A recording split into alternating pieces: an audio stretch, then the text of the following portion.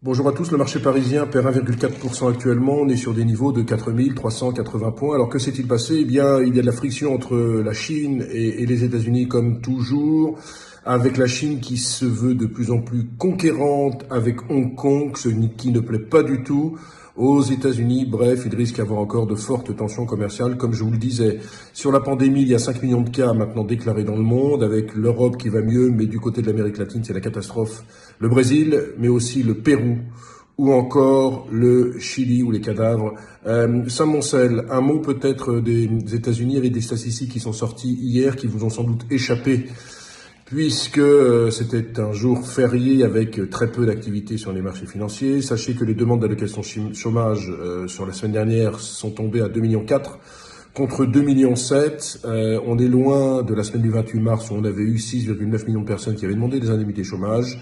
Maintenant, il y a quand même 25 millions de personnes qui ont des indemnités chômage aux États-Unis. Le taux de chômage est à 17,1%, ce qui est beaucoup. L'événement aussi aujourd'hui, c'est que la Chine a renoncé à son objectif de croissance pour 2020, ce qui ne plaît pas du tout aux opérateurs qui sont complètement dans le flou. D'ailleurs, le pétrole perd plus de 5% actuellement. Enfin, du côté des valeurs, feuilleton Renault, ça continue.